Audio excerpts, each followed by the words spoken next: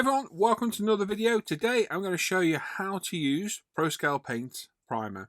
So if you go to our website and have a look, we have several primers. We've got black, grey, light grey, pink and white. These are all microfiller primers. They're designed for car bodies, bikes, trucks, etc.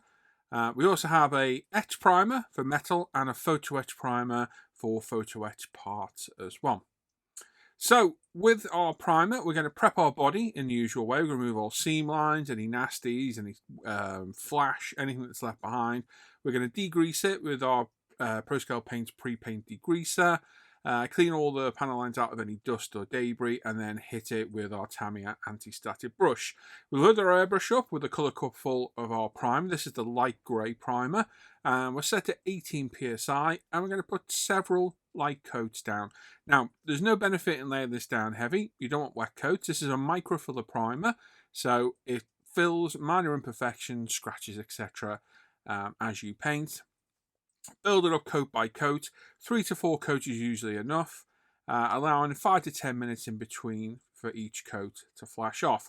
Now I'm using my 0.3 iWater Revolution airbrush for this, which is perfect for this job. I'm about 18 psi, and I'm just doing a nice even first coat all over the body.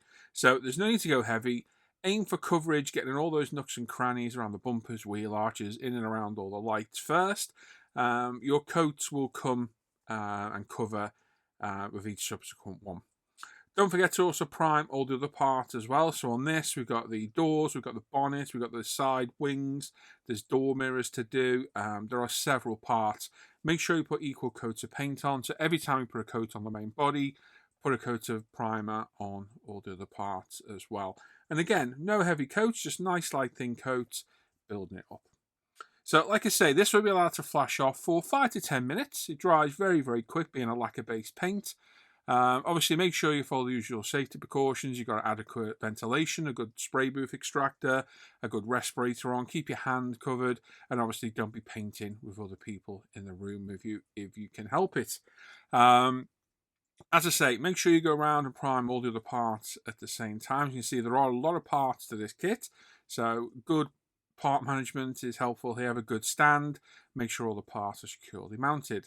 After it's flashed off for a few minutes, we'll come back with our second coat. And again, just nice, even coat building it up. Like I say, we're not trying to put wet coats down. We're going to get our coverage from multiple light coats. And like I say, once this is dried for 2 to 4 hours, we can come back and flat it back with, say, a Tamiya 3000 grit sponge. That will get a nice, smooth surface, which is the ideal base for our paints as well.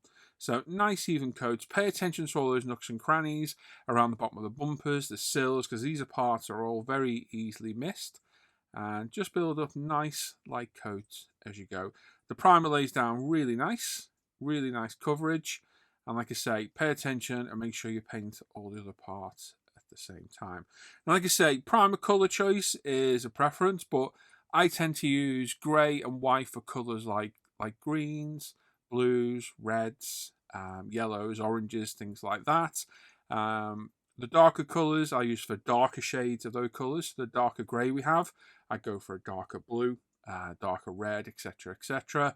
The pink I would solely use for red. It really makes red pop really well, so that is always my colour choice.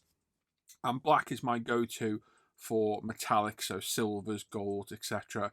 will go on a black primer base, and that will make the gold or silver colour absolutely pop through and look phenomenal.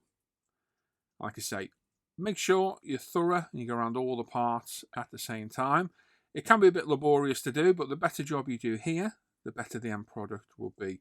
Get all those doors shut around all the edges, around the window frames, everywhere. Job done. And like I say, 2 to 4 coats. I usually do 3. Is usually more than adequate on this. Let it dry, flat it back, and you've got the perfect base for your paint coat. So the primer will drive a slight texture. That is the microfiller properties of the primer.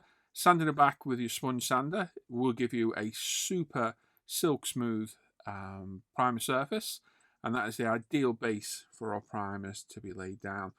Cleanup is nice and simple. You can use our paint thinner and cleaner should you wish, or any generic lacquer cleaner will do as well.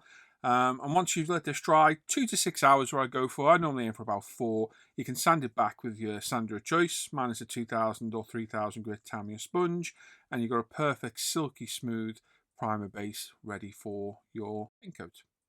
So there we go. If you have any questions at all, you can ask me in the comments down below, the contact form on the ProScale Paints website, or there's an email address in the description that all goes directly through to me.